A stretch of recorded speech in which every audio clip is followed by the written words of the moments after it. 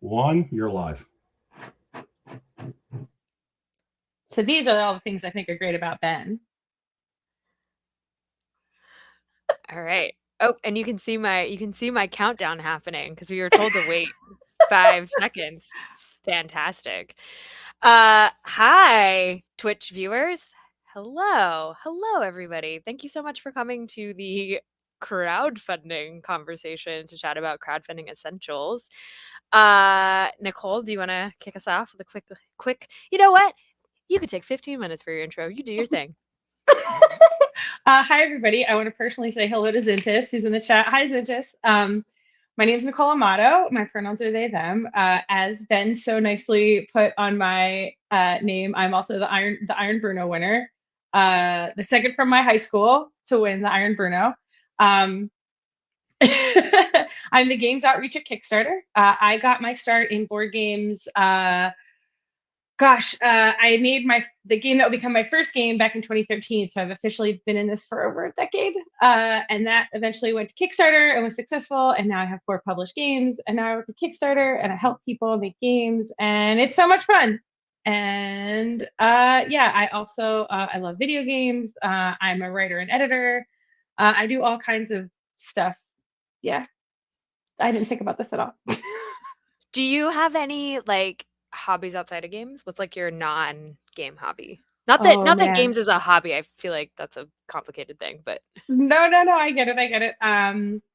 Yeah, it's tough. I lately my I love watching movies and TV shows, and I have been boring everyone to death with how obsessed I am with the Mission Impossible movies, which I don't think people would expect from me. But yeah, don't get me started talking about Mission Impossible because I will never shut up. I bought a house last year, which has been a challenge. I thought that it would be a lot more of decorating my house and picking out furniture for my house, and it's been let's see, my fridge broke last week, my furnace broke, and it's the middle of winter in upstate New York, and I still don't have a furnace. So it's been a lot of the my favorite thing I like to say about owning a house is, did you know you have to take care of the inside and the outside?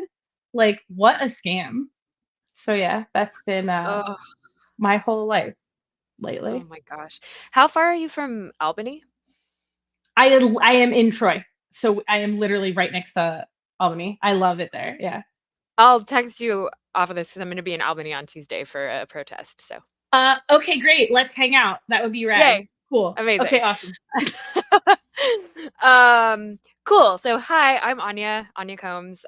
Easiest way to remember my name is Anya Combs Her Hair, which is most of my socials except for Twitter because apparently that name is too long. Thank you, Elon Musk. I've been in the games industry 16 years. This is my 16th year, which is absolutely terrifying to think about. Yikes. I got my start in the Flash gaming space, working for a little internet website called addictinggames.com. Um, I then worked for Nickelodeon for a couple of years, doing a lot of stuff, mostly content development.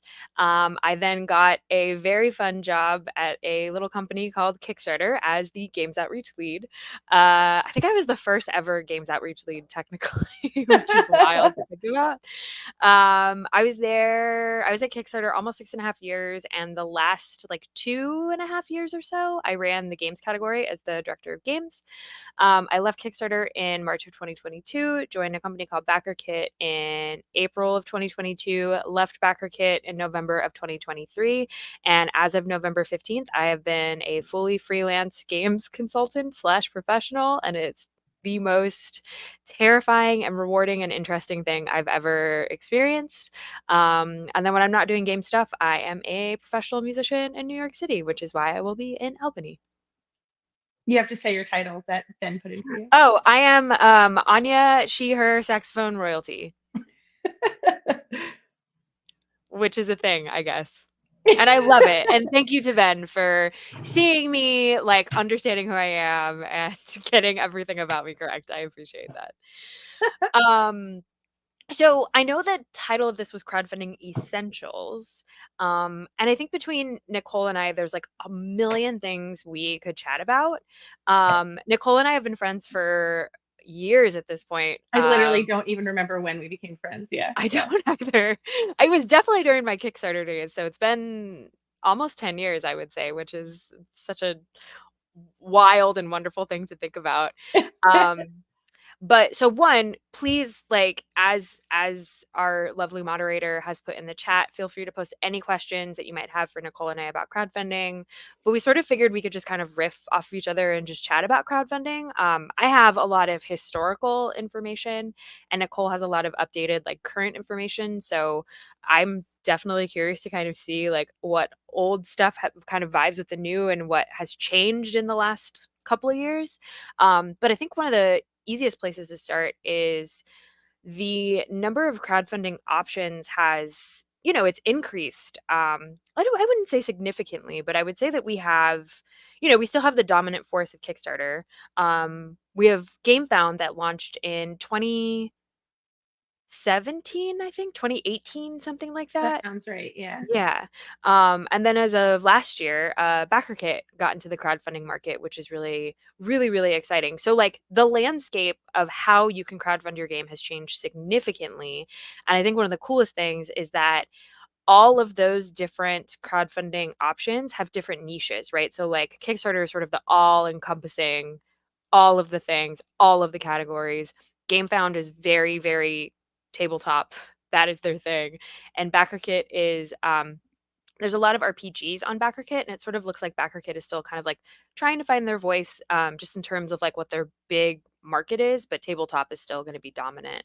A lot of Um, enamel pins also, which I a lot know of enamel pins, because yeah. my wallet definitely knows about all the enamel My enamel pin bag also knows for all the enamel pins. pins. So I guess my first question, and like please feel free to interrupt me with any questions that you have. I don't mean to get into producer brain and just like take charge. I apologize in advance, but um what is so I know Kickstarter does all these really cool things, and a lot of crowdfunding sites do these cool things. They're called creator prompts. Um can you kind of speak on that a little bit more? Just sort of like, what is a creator prompt? Is there anything coming up in the world of creator prompt that might be interesting for folks that are like getting into crowdfunding for the first time? Yeah, the creator prompts, the big ones for games at Kickstarter are right now in January. Oh, January's almost over. I hate that. It's Make 100, and Make 100 is literally just make 100 of a thing and have that as an option. There are some really good ones up right now. My favorite one is Dodeca Donuts, which I think Yeah, yeah. Mhm. He makes these awesome handmade donuts that are dice holders, and they have like really strong magnets, and they're gorgeous. And I'm trying to stop myself from buying one because they're $135, but I don't know if I have that kind of willpower. Coming up in February is Zine Quest, which is all things zines, and that is a big one for RPG creators. It's also good for if you're a poetry writer, or if zines are not traditionally just for RPGs; they're for anything. But on Kickstarter, I feel like the RPGs have definitely dominated it. And the other big one at Kickstarter is called Witch Starter, and that's in the month of October, and that's everything witchy and spooky, and that's when we have like witchy, spooky board games, and also tarot cards. I also have to stop myself from buying all the tarot cards in the month of October. It is kind of wild watching the like witchy and tarot community, that crossover, that Venn diagram between like witchy tarot-y things and RPGs. Like it's such a fascinating, like that Venn diagram is basically a circle at this point. Yeah, Like yeah, it's really, really fascinating. One of the things that I really think is cool about creator prompts is, especially in like, I think sometimes creators get a little bit stuck into like their category, right? It's like, I am yeah, only a tabletop creator and I could never look past anything, even though I might like be obsessed with comics and have like a comics idea, right? right. So something like Make 100, the whole intent is basically like you only make 100 of a thing, whatever it Mhm. is, right? A pin, a comic, a zine, a photograph of some kind. It's just 100 of the thing. It's such a smart way to like get people into the world of crowdfunding for as like first time creators to like test the waters if they're nervous, but then also for like seasoned crowdfunding folks to like, kind of dip their toes into other categories and sort of be like, ooh, this is really interesting, right? Have you seen And I'm asking this question because I know the answer to it specifically in the world of Zine Quest. But have you seen that like progression of like, oh wow, I started as a Make 100 creator and now I've been able to like really dive into this world of crowdfunding and make a legitimate career based on this small project that I created?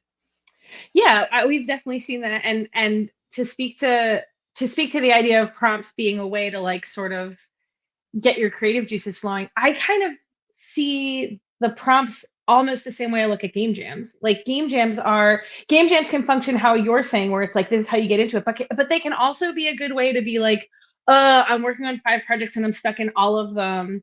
I need something to like get me out of my own head. And so working on something fresh that isn't going to take up all of your time is like the perfect way to kind of get out of that. And I think that Make 100 does that because, like you said, like it could be somebody who's like, oh, I've always wanted to make a comic. I'm just going to make a print run of 100 of this comic that has always been in my head.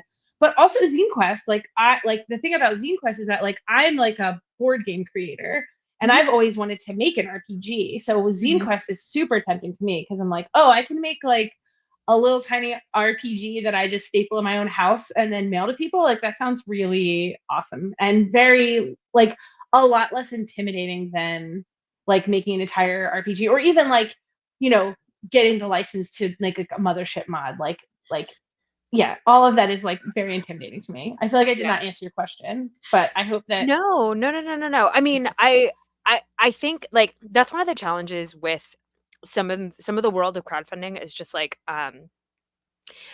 I used to get a lot of questions at my time at Kickstarter of like very niche questions, especially from the tabletop community. And I was like, there's no way for us at Kickstarter and even at BackerKit to like track a lot of this stuff in terms of just like the yes. very niche questions, right? So like, well, have you seen any Zine Quest projects that have like turned into a full-fledged game? And I'm like, I don't know that information off the top of my head because we're talking about, first of all, there's hundreds of Zine Quest projects. I would have to Yeah. then look through all of those, follow up with every single project. Like I don't know.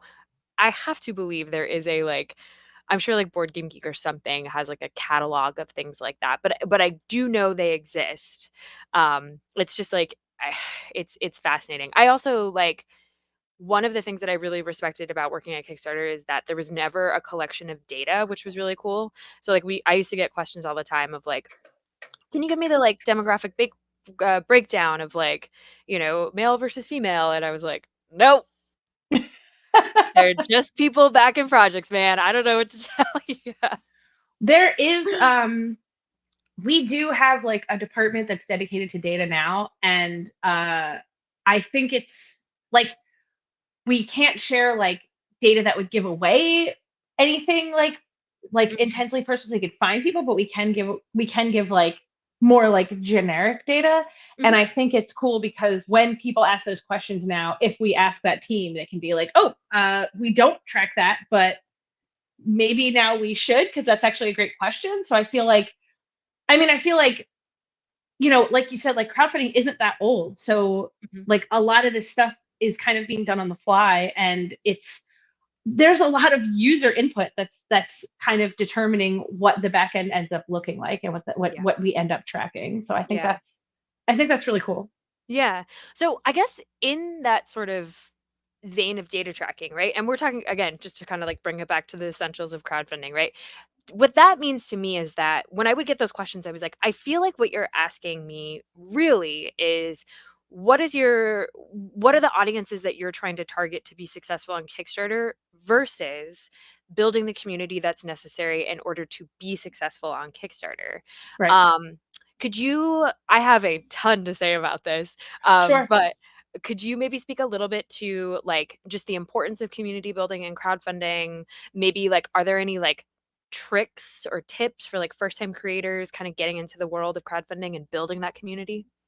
Yeah, I think that one of the important things, and this is something that I did when I made my own game, was, we made our game in August of 2013 and we didn't launch on Kickstarter until March of 2015. So we spent a year and a half going to every single possible event that we could and just like building up a mailing list, getting out there. And like this is actually it's so funny how much things have changed, right? Because now you have like Tabletopia and Board Game Arena and other places where you can upload your game. So if people go on Kickstarter and they look at your game, they can try your game out while it's on Kickstarter digitally. But before, it was the only way that you could get people to try out your game was if you went to those events, saw those people in person, and that was the best way to build up an audience. But the two main things for me that have changed since I ran my own Kickstarter are one, you can actually get your game to a lot of people digitally, and two, advertising has become really important. Like when we ran our Kickstarter campaign, we bought an ad on BGG for $100 and we thought we were like Rockefeller. We were like, we just spent so much money on an advertisement. We are so cool. We can track it. And now it's like, there are whole companies that make like their entire like life is advertising crowdfunding campaigns, which I think is completely wild. Yeah. Can you speak a little bit more just to like, what's the return on investment to like buying ads for a Kickstarter project? Is it more important than building a community? Is it sort of like hand in hand? What's sort of the Oh, breakdown of that? I mean, I think, and you might disagree with this, but I think it's entirely subjective. I think that it depends on what kind of game you're making. Like you were just talking about audiences, it depends who your audience is. John Ritter Roderick, who we both know, he's the director of games now. One of the things that he says to me is that your campaign is the fuel, your campaign is the fire, and Kickstarter is the fuel. So like Mhm.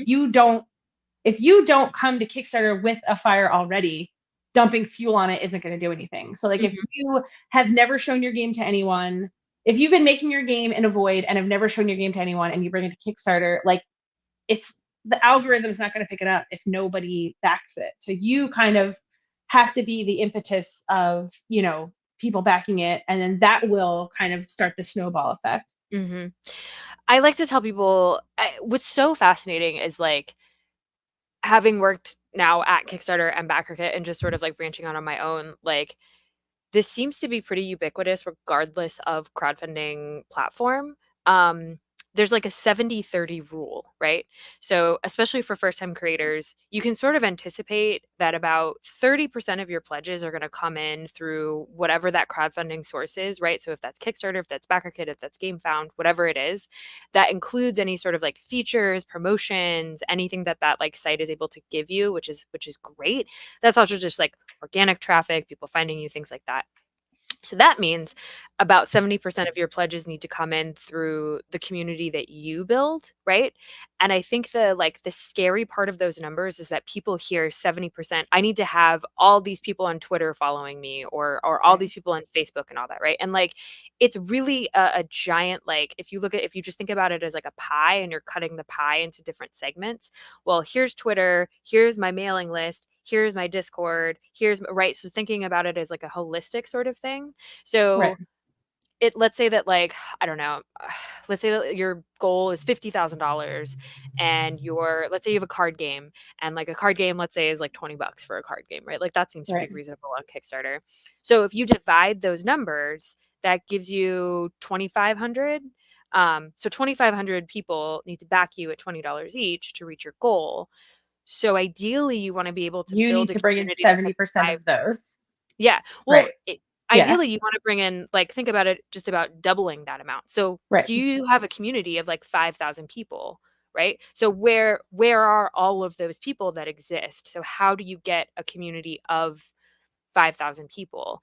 Advertising, the way that I've sort of seen it is like, to John's sort of point, like it can add fuel to the fire of things that are happening. But if you're just sort of lighting a match, throwing it and hoping for the best, oof, that's going to be real rough. It's not going to be a fun Yeah. time for anybody. Yeah. Yeah. I mean, there's definitely been situations where I've seen people, they like make a video game and like I had somebody who made a video game and he wanted $1 million and he had maybe 3 backers and 10 followers on the project. And he was like, I thought Kickstarter was going to do this for me. And I was like, well, you have to do this and this and this. And have you gotten any media coverage? And he was like, how would I get media coverage? I don't know anyone on television. And I was just like, oh, okay. I don't even know how to answer this because some Hmm.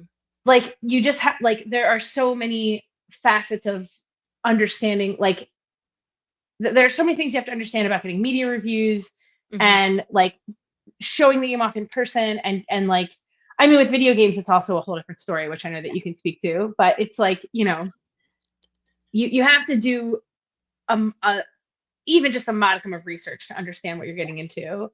And, Yeah. and it also depends a lot on like you were saying, like $50,000, right? And it's like Yeah. some people only want like $5,000, and if your Mhm. game costs, I can't do math in my head like you just did, but like I if think you're that only that would be asking for 250. Let me right, check. you need way fewer people than you know so it's like the return on investment, I don't know. It's always I'm always like it's a complicated math problem that is unique to each creator. You know Mhm. what I mean? Yeah. And Yeah. so I also people constantly ask me like, what should I set my funding goal to? And I'm like, again, that is your funding goal is so personal, especially in board games. Like your funding goal is going to be you have to talk to printers, you have to figure out how much it's going to cost to print at like different increments, like 1,000, 2,000, 3,000, however many, and then you have to kind of determine like which one of those you think you can make, and then add in all the other fees and all the other stuff you're going to spend money on, and that's your goal. And also, do you want to pay yourself? Yeah. Yeah. A whole Well, nother question. what are your thoughts on I feel like this is happening more and more, and like I'm very like vehemently opposed to this tactic, but like maybe things have changed. It's been a long time since I've like, worked at Kickstarter. And having worked at a different crowdfunding site, like I still didn't recommend this tactic. What are your thoughts on people asking significantly less so that it can look like they've reached their goal quickly so that are in hopes of reaching their real goal? I hate that. I absolutely Okay. hate it. I Cool. absolutely hate it. Hell yeah. I absolutely hate it for so many reasons. Like if you need $10,000 and you ask for $1,000 and you get $7,000, you are completely boned. Like you are gonna have to come up with that extra 3 grand on your own, or Mhm. not deliver, and then that's gonna cause a bunch of other problems. And the other thing you have to keep in mind is like a lot of the promotional opportunities at Kickstarter, like Project We Love and newsletter placement and stuff like that, like if they see that you asked for $1,000 and you have $7,000, you're less likely to get put into a promotion because you've already made your goal. So your internal goal doesn't matter to our promotional team. Do you know what I mean? Because we Yeah. don't know we don't know your internal goal. So like we can't help you with that. And we see that all the time. And I never recommend people do it, especially people who are new. Like I Mhm. never recommend people that are new do that. I also don't recommend, I mean, not only do I not recommend it, it's also against the rules, but don't self fund. If you need $10,000 and you get seven at the last minute, you put in $3,000 of your own money. Like there are so many reasons that's bad. Like you should have just made your goal $7,000 if you had an extra $3,000, because that $3,000 you're gonna get you're gonna have a stripe percentage taken out for the payment processor. You're gonna have a Kickstarter percentage taken out, and you're basically just wasting money to prove that you could make $10,000. Like that doesn't make any. I don't know. Neither of those What tactics make a lot of sense to me. So Yeah. With the self-funding thing, I always kinda come back to, well, if you were just gonna put your money in, why did you come to a crowdfunding platform? right. Like, what are we doing here, right? And And if that's you also had the extra $3,000, use it for advertising. Yeah, yeah. I mean, Yeah. I think that also brings up a really interesting point, which is some criticism about crowdfunding, which I think is totally valid. Um, Crowdfunding is just a pre-order system. That's all it is. How do we feel about that? I have thoughts, but Yeah, I mean, that's not like I mean, because you work at Kickstarter, that's like, we're not allowed to say it. You're not allowed to say like it's a pre-order system in your Kickstarter. Like you're not allowed to use that wordage, but like yeah. for board games, that is often how it is perceived and how it is set up. Like that Mhm, is how it was, like for us when we made our first game, it was literally like we can only print this game if we get the money from an outside source. Like we can't print this game without people. So yeah, it's like it is like if you think about it, that's what it is. But that's not how it's supposed to be viewed. You know what I mean? Even though that is basically what it is. But for mhm, for smaller companies like mine, it's not just a pre-order system. It's also like how we literally became a company. You know what I mean? It's how we mhm. like, because we made more money than we needed, and so we use that money to go to events, and like it goes into the cycle of our business. You know what I mean? Mhm, mhm, mhm, And mhm. and what I find crazy is that there are people who back Kickstarter campaigns who are like, I didn't back this campaign to pay for your company. I backed this campaign so I can get a copy of your game. And it's like, okay, but like you do know that you're backing for a copy of this game at $20 and the game only costs $4. So you're giving me $16. Do you not want me to use that money to for my company? Like what would you like me to do with that money? Yeah, Do you know what I mean? So it's like, yeah. and a lot of people are using that money to get extra copies to sell at retail or Mhm. to sell at events. So it's like, it's a cycle of, literally making creators' dreams come true. It's Yeah. not to be corny, but it is a little corny. No, I mean, look, I think it is a valid criticism if people are abusing the world of Oh, crowdfunding, right? Like, that is totally valid. yes. However, I kind of feel like a lot of this is about reframing what's actually happening, right? So like in the world of video games, if we're sort of using that like pie analogy again, um, tabletop is so different because people can use crowdfunding to fund their entire game cycle, right? Like crowdfunding allows for that to happen, which is super cool. That Yeah. is not possible in the world of video games, especially now, and especially the types of budgets that people are looking at. So crowdfunding is a piece of the puzzle, right? I'll be totally honest with you too. A lot of people in the video game world use crowdfunding as like they already have their funding. Like they're Right. good. They don't need it. But they need to build a community and they do need a little bit of like income in order to just sort of like Live. exist. Yeah. Yeah. And all the money that they're raising, it's not like it's going to like, Cristal or anything. Like it's not it's ridiculous. It's literally just to be able to like put food on the table and like It's not finish the even going to like top shelf bread. yeah. like Yeah. it's yeah. I will buy the bread and, like, pick the mold off, like, that's kind Exactly, exactly, that's kind of exactly. what we're all collectively at in the games industry, right? But I think the reframing of that is there's 2 ways that I would look at it. For tabletop specifically, um, okay, so what? So it's a pre-order system. You're still backing it. You still want it. You're still Right. participating in this, right? So like you kind of know what's going on. If it's a problem, then don't back the project. That's totally valid. Go buy it in stores, but you're not going to be able to get these like very cool like crowdfunding exclusive things regardless of whatever the platform is. The other thing that I think is like more important and sort of like more exciting and like this is my like very strong leftist anarchist coming out. This is the crowdfunding is the only economic model where trickle down economics actually works. Like, that's it. So when a big company like Cool Mini or Not launches a project, what staff at Kickstarter can see, and I know this intimately, is a trickle down. So like all these people come in and they back a Cool Mini or Not project, and then they go, "Oh wow, that's really cool. I kind of want to stay here and like back more projects," right? Right. Right. So there's this beautiful effect that happens where, sure, Cool Mini or Not, maybe they're using Kickstarter or any other crowdfunding source as like a pre-order system, but the amount of people that end up coming to the platform because of them that then all these other people are able to fund, like, Right. I think we're kidding ourselves if they don't know that they don't sort of hold that like dear to themselves as like, yeah, we're able to kind of like help the entire community as a whole, right? Like it's not like they're trying to suck the air out of the room. They Right. know they're going to fund, they're Right. helping other people sort of like through this whole process, which is like, it's altruistic, but it's not inherently altruistic. It's like Right. a very Right. beautiful like side sort of thing that they're able to do, but it is because of some of these pre-order systems that those things exist, right? Right. I think the other thing to think about with that is the way that games are made and the business of games has changed significantly, and it would make sense that crowdfunding would have to sort of shift with the ever changing landscapes that is the absolutely chaotic games industry.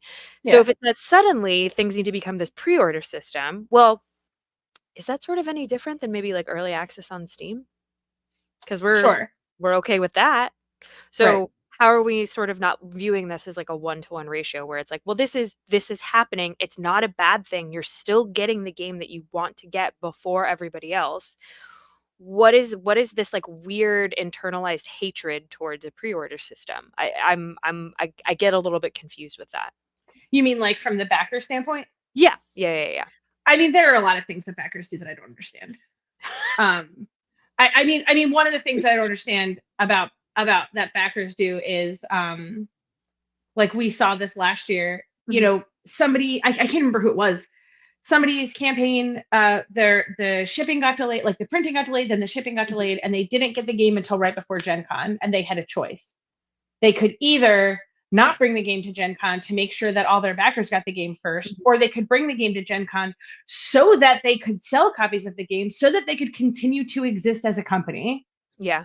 Because without that money, they would not continue to exist as a company. And Mhm. they chose to save their company and and bring the game to Gen Con and sell it. And like the comments on Kickstarter, on BGG, on social media were vitriolic Mhm. of people just being like, well, I wouldn't have bought it, and I would have bought it. I just would have bought it at Gen Con. I wouldn't have backed it on Kickstarter. It's like, okay, but if you hadn't backed it on Kickstarter, it wouldn't be here at Gen Con. Yeah. Like the like entitled, like I have to have it first or else. Mhm. Like I'm gonna burn the world down. Like it's a board game.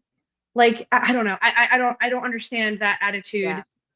And I also just don't understand I don't understand the attitude towards stretch goals when Mm. people Yeah. decide that they are not going to have stretch goals and that, they're just going to keep your money and not give you anything else. Like, I think that's great. I think that's I do too. amazing. I do too, yeah. I'm actually kind of anti-stretch goal A hundred unless percent. yeah, unless it legitimately is something that's going to, like, enhance the gameplay experience. If it's just to get money, I don't I just that's such a slippery slope, and also, like, don't be a capitalist. Well, the thing that bothers me about stretch goals is that too many people like they have stretch goals, and those stretch goals are things that are going to change the gameplay. They're Mhm. going to add to your plate. If you haven't play tested it, you're going to have to play test it now. That's going to delay printing and shipping. Yep. Uh, Sometimes the stretch goals are going to add weight to a game that you already know the weight of and already know how much the shipping cost is, and now your shipping is higher and the things don't fit in the box right, or you bought the wrong shipping materials Yep. because now it doesn't fit in the box. And Yep. also, like a lot of people are also just like, what if I also have opinions about add-ons. Like, what if I offer Mhm. tumblers and t-shirts and pins? And I'm like, do you have a t-shirt guy? No, don't offer t-shirts. Like, don't become a t-shirt creator. Like Yeah. that's not, and I am slightly hypocritical about this because a lot of the games that look cool, I'm like, I want this on a t-shirt. You know what I mean? Like I'm like, I want an enamel pin of this. Yeah. So Yeah. Yeah. I'm both I sides of the coin. No, totally. I would always get so, like, frustrated in the world of video games because I would have to have very tough conversations with people that were like, "Well, I'm gonna do a Switch version as a stretch goal." And I was like, "Cool. Did you have that conversation with Nintendo?" And they were like, "No." And I was like, "Oh, you Do you don't have a dev kit yet? yeah, No. Do like, I you need don't one? know how porting works. Okay, cool. I'm gonna just put it on Xbox." Okay. Cool, cool, cool. Love this for all of us. That's gonna be a really not fun experience. So I personally love stretch goals. Like you're saying, like if it's gonna fundamentally change the game, like, ugh, gross, hate it. Hate this for you, quite frankly. Yeah. But like one of my favorite stretch goals, quite frankly, is gold bindings on cards. Like, Oh, yeah. like it's so small, but the impact of that also, especially for in the world of card games, like upping the quality of, like, cardstock and making it, like, glossy print finish, like, Oh, just yeah. that small little, like, detail is really nice. For board games, I would love when people were like, "Oh, I'm just gonna do, like, a whole bunch of 3D printing," and then they would, like, reach out to Hero Forge and be like, "Oh, I'm gonna do, like, this whole partnership with Hero Forge as Yeah. a, like, you know, as a stretch goal in order to make these minis happen." And I was like, that's That's smart really because you're smart. yeah, Yeah. like, this is how you do a stretch goal. Oh my god. Oh my god, Nicole, the worst stretch goal I ever saw in my life, my, like, earliest days of Kickstarter, some video game project, and I'm, like, apologize in advance if they ever see this, but I was just flabbergasted. They were like, for $1 million, we're going to have one of our team members dress up as a giant baby in a diaper and run around PAX. And I was like, what does that have to do with the game? And they were like, we think it's funny and we're going to film it. And I was like, What is Did happening? they get $1 million? No, no. Oh God, thank God. And I remember just being like, "What is going on? Like, what? I don't understand." Yeah, like this was a just like oh, it was a cash grab at the end of the Sure, day. sure, sure, sure, sure, sure, sure. Yeah, yeah, Yeah, yeah. it was absolutely absurd. But yeah, I also think it's important to sort of like I think a lot of people don't realize that like stretch goals are not required. Yeah. I mean, stretch goals are an example of something that was not created by crowdfunding companies. That was created by creators and backers, like together, like people Mhm. using the platform were like, do you know what'd be cool? Like, if you made too much money, give us extra things. And people were Yeah. like, I'll do that. And I'm like, you don't have to. Do you know what would be really cool? If the stretch goal was pay my bills for a month. Do you know what I Yeah. mean? Like, Yeah. Yeah. Yeah. No, totally. Um, so I think just to also kind of go back to like crowdfunding essentials, um, I just want to make sure because I know like you and I could just riff and talk about a million things. So I'm like making sure. um, when do you think is a good time for somebody to just like consider crowdfunding? sure. So for us, I mean, I can talk about us when we made our game. We made Mhm. our game on like index cards, and it was for a game jam, and then we won the jam, and we were like, "Ooh, maybe we have a good idea here." And then we started taking it to events, and then like a couple months into taking it to events, we were like, people were like, "What are you going to do with this?" And we were like, "Oh, we might bring it to crowdfunding." And like our goal was we wanted to get enough people on our mailing list, which at the time was like, I don't know, a couple hundred people. Because Mhm. we didn't want that much. We wanted like $9,000. So it Yeah. wasn't like, I mean, not that that's not that much money, but like, we were like, we could find enough people to back us at this Yeah. many, games. And we wanted to go live during an event because we thought that would be a Mhm. lot of fun too, which I don't always recommend that. It's so Mhm. much work. But for us it was, when we felt like we had enough fans, and when we made sure before we had our like date for like the Kickstarter launch, like we made sure that we talked to printers, Mhm. like to get all of our manufacturing information down, like how long it was going to take, how much it was going to cost. We talked to multiple printers and manufacturers. We made sure that we had like media reviews set up. Like, it kind of depends on like a lot of different factors, because a lot of those things are going to take longer than you think they are. Like getting information back from manufacturers is going to take a while. Definitely make sure you have that media set up. Like, and one of the things that I've been recommending people now is like make sure you have media coverage that also goes live during the campaign, because those the first 48 and the last 48 are going to be your biggest like Mhm. number of backers, and then that middle is just going to be you taking a lot of tums because you have a stomach ache. So definitely have a couple of your reviews go live like during the campaign so you get some spikes. Mhm. um but yeah, I think that I think that you should have the game at least mostly done, Mhm. preferably completely done if possible, Mhm. and you should have all your ducks in a row before you consider launching the Kickstarter. And that can sometimes include having the crowdfunding page made already too, because that's getting people to hit that follow button on crowdfunding is also really clutch, because that gives you an idea of like how many people are probably gonna back it when it launches. Yeah. BackerKit has a cool thing too that's really similar called BackerKit Launch, which is like similar to the pre-launch page that exists on Kickstarter. I think GameFound has something similar too. They're Um, both very robust. Yeah. yeah, yeah. And they're all I mean, all three of these are basically just like good sort of like litmus tests and checkpoints for creators, regardless of the platform that you launch on, where you're like, wow, I have this huge Twitter following, let's say for example, and you launch your pre-launch page and for 30 days like nothing happens there, you're like, oh no, I've done a bad. I need to do something different, right? Like it's a good sort of like checks and balances just to be like, oh wow, I need to really like do a little bit more research into this. And all three of those have different like attributes and different sort of like ways to really like utilize all of them. So like I always encourage people to like check all of them out. The pre-launch page on Kickstarter has it's great, it's fantastic. You're listed on Kickstarter. Same with BackerKit. BackerKit launch is just like it was built by somebody who's a former Kickstarter employee. So it's a little bit more robust. But it does functionally the same sort of thing. Mhm. Um And same with GameFound. It's like you have a little bit more information, but really it's just about like collecting those followers more than anything and getting that Right. information out there. Like so important. Um, what are some of the things, because I haven't worked a Kickstarter 2 years, which is crazy. What are like some new exciting things that have happened over the last year? What do you think what do you think Kickstarter is going to look like in 2024? Is there anything that you can Oh my like gosh. reveal? Totally no pressure. If not, I'll text John if you miss it. No, I'm just kidding. You're like, let me just find out myself. Well, we do have a new text editor, Dear which is Ritter. great. Yeah, awesome. We do have a new text editor, which is great for the story part. Yay. And the best part, in my opinion, of that is that it has anchors now, which are great. Mm, So you can like kind of have your own anchors. So it's not just story, risks, environment. It's like story and then whatever you want to make it. So it's you can have mhm. like a shipping anchor that takes you right to the shipping. They also made a new editor for the updates, which is awesome. Cool. One of the things I'm hoping for, but I don't know, is because a lot of people ask for is polls and updates. So I'm hoping that Mm, we get something like that soon.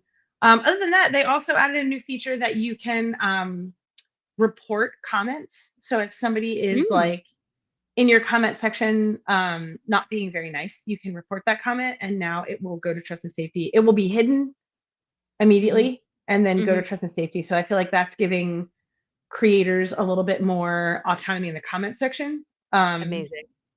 yeah, I'm trying to think what else. I can't think of anything. We did announce some partnerships. We have a partnership with Pledge Manager, which has been great. Mhm. And I don't know about any of those features. I think you can, while you're in Pledge Manager, I think you can message your Kickstarter backers directly through Kickstarter now, which I thought was pretty cool. Oh, that's interesting. Um, yeah, they've been making some like cross-platform functionality, which has been really awesome. Cool. Um, I can't think of anything else. The problem is that I was off for the entire month of December and then got back and was off for the first week of January and then immediately like got back and then went to MagFest and then I was like, Oh, yeah. yeah. So I'm like, what are we doing? That's a great question. Thanks for asking. My brain is like, no, thank you. I remember this life. I went to the New York Game Awards and I brought a friend of mine who like really wants to get into the games industry as a writer and I was like, "Okay. Like you sweet summer child." I remember my first days. And I was with Guy Blumberg and like a bunch of pals and everything. And we were just talking about like, oh, he's going to Dice and we're going to meet up at GDC and we're doing PAX East. And my friend Rob was just like, wow, that's a lot of travel. And I was like, oh my guy, let me tell you something. I used to do PAX South. I was back for a month, did a bunch of local stuff. Then I did GDC, went straight to PAX East. And then I went straight to Germany for Games Week Berlin. Then I went to Croatia for Reboot Develop. And then I would come home for like I don't know, a week. Then I would go to Japan for Bit Summit. Then I would come home. Then I would go to E3. And he was just like, Wait, what?" And I was like, "Never do that. Don't ever do that. Off." I mean, it was great. I loved it. Like, don't get me wrong. It was amazing. But I was just like, I, I mean, I did rack up enough miles that like I didn't have to buy a plane ticket to go visit my family back home in California that year. That was pretty great. Yeah. I, I am I know this debating for the life. first time ever going to 3 events in a row. And I don't know. I've never done it before. I've only done 2 events. I did 2 events back to back last year and 2 events back to back the year that we launched Laser Riders, I think. Hmm. And this year I'm like, there are three because GDC is just always Yeah. like butting up against multiple things. And I'm just like, babes, why? Why do you hate us so much? Why do you do this? I actually know why. Is it Um, nefarious? No, no, no, no. It's just that the people who run GDC, they're a company based out of France, and I think it's the same thing with ReadPop. They have these like long contracts that are in place with so like for San Francisco, it's the Moscone Center. So like they're booked out. They have like a 10-year contract, so they're locked in Right, right, right. contract, which is mostly how all these like event organizers do stuff. So they don't necessarily know the dates of when other events are happening. They just know That when makes their sense. date is happening. Yeah, and it's like That makes sense.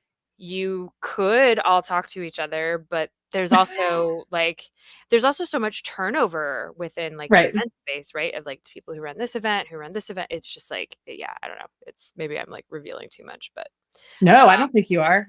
I mean, I think this is all, I mean, anybody who did enough of a Google could like, do you know what I mean? Like I remember like yeah, before I got into the industry being like, how do I figure out when PAX East is? Oh, I'll just look on the schedule of the convention center yeah, on the calendar for the next 3 years and see it. Like because that yeah. stuff is like, yeah. Public, yeah. Yeah, I mean, I would say having done I think the most I ever did was, like, 4 in a row. Yeah, I think 4 was when I was like, Amazing. I can't, like, I've hit my limit. It's too Yeah. much." Um, eh, it teaches you a lot about your resilience. I had to learn how to do my laundry in different countries. That was wild. I learned, the term laundry detergent is not transferable in different countries.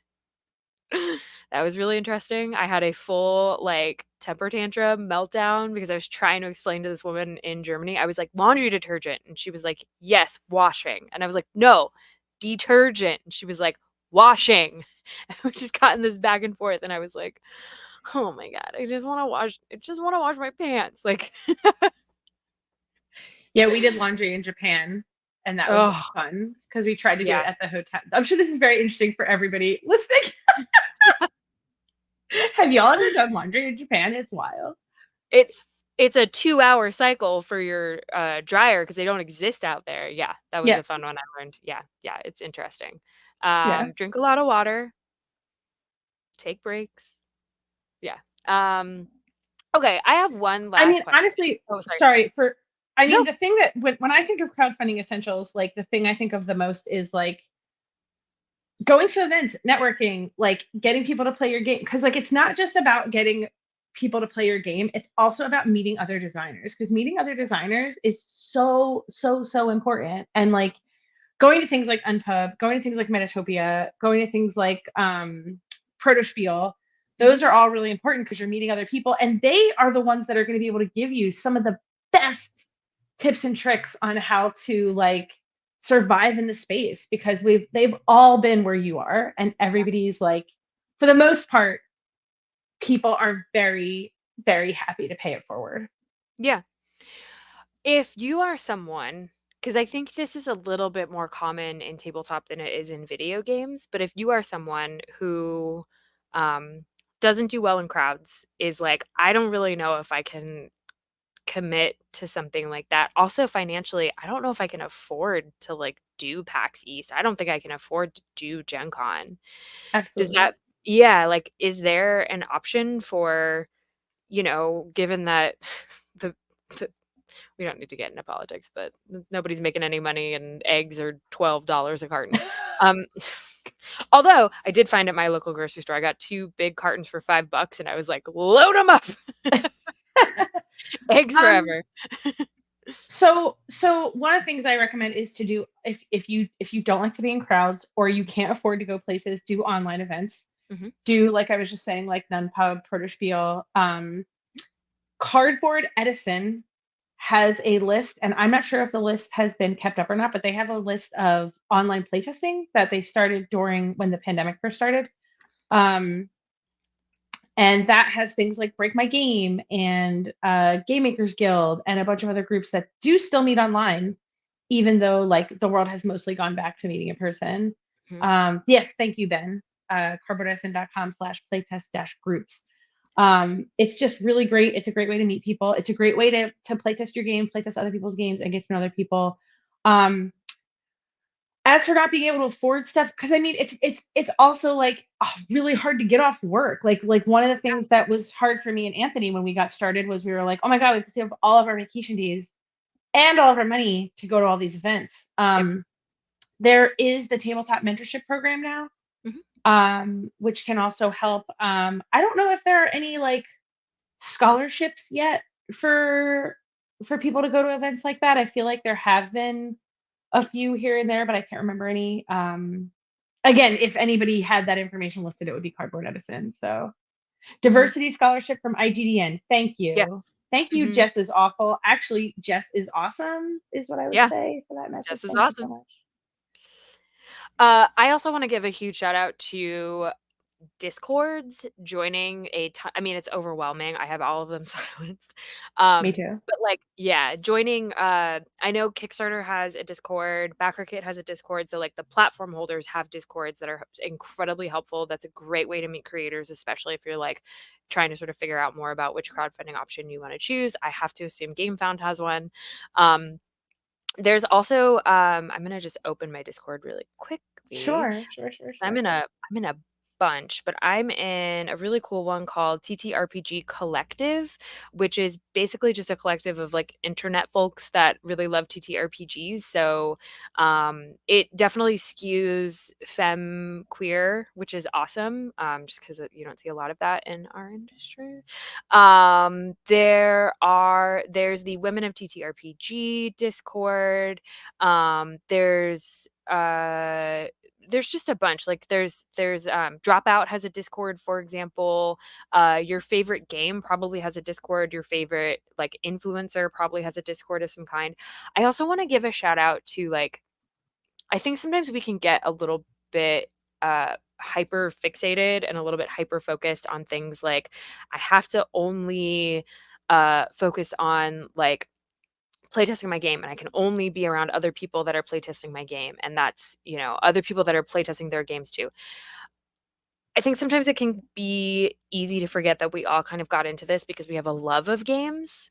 And like don't forget about your passion for the actual play part of it and try to focus on separating when the time is right to like not have that like professional brain molded into the play brain side of things, right? So like stuff like Start Playing is a really great resource if you can afford to pay GMs to run games for you. That is also something, if you are a business, you can write off on your taxes because technically it is research.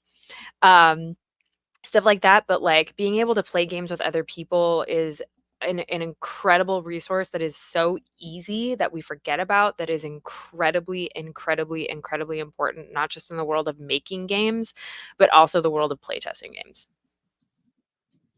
I love that. I would love to pay somebody to GM for me because I haven't played a. I'm playing in one game that's like a play test that we play every week, but I'd love to play more. The more I play RPGs, the more I want to play RPGs. Same. Same. I have it and I've had it for years and I still haven't played it, but Lucian Kahn's Visigoths versus Molgoths, I like talk about that game all the time and like I just time is not on my side. So I'm trying My to go ahead. No, I was just gonna say my favorite. One of my favorites was Lancer. We played like one session of Oh, Lancer, and then the pandemic hit, and then our friend tried to set up our next session on Tabletop Simulator because the game is very like table heavy, and we played like one game of it, and he was like, "I can't do this every week." yeah. I also like I personally struggle with Tabletop Simulator. Like it's really difficult for me to navigate. Some Well, people and like to do it. also all the issues that they had with Yeah. yeah. So I mean, I don't. I think a lot of the playtesting groups don't even use them anymore because of Yeah. the yeah. Yeah, it's super challenging. But there's ways around it. I also I think people just associate this with video games really heavily, but I also think it's important to remember itch.io exists Yeah. as an option for you to also like sell your game and also look for other designers, especially if you're like I want something that's like super weird, super niche. I'm looking for like a small creator or I'm even looking for like an artist. There's a lot of artists on itch that are fantastic, and also quite frankly social media, just like reaching out to people on social media is really really powerful. um, I've seen that Threads is actually like a really, really oh, amazing. Yay. Yeah, awesome, fantastic. I love that. I just throw all my print and plays on there. Yes. I found that Threads, the Instagram version of Twitter, has been like a really beautiful place for the TTRPG community. It's like that for now. They haven't monetized it. We'll see what happens. But there's been this really beautiful community of people that are just like so excited to talk to each other about games and it feels like the first PAX unplugged. that like excitement that happened. So like that's super cool. Also PAX has a Discord. I didn't know that. hmm It's overwhelming. I was gonna say I probably join it and immediately mute it, so I don't even know if it's like Yeah. Yeah, it's a yeah. lot. But cool. Well, I asked a million questions. Do you have any questions? Um, Okay, if not. no, I mean I think this is great. I think that you have so much knowledge and experience, and I just love hearing about everything that all the things that you. I love you. Yeah, make that face.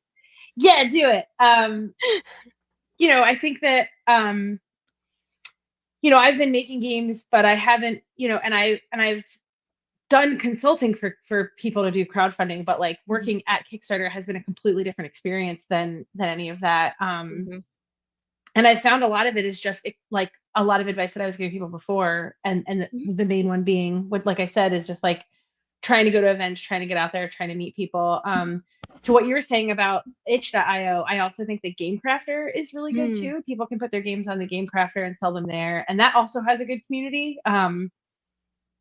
Yeah, I don't know if I have any other questions. I mean, how can people get in touch with you if they want to hire you for your amazing services?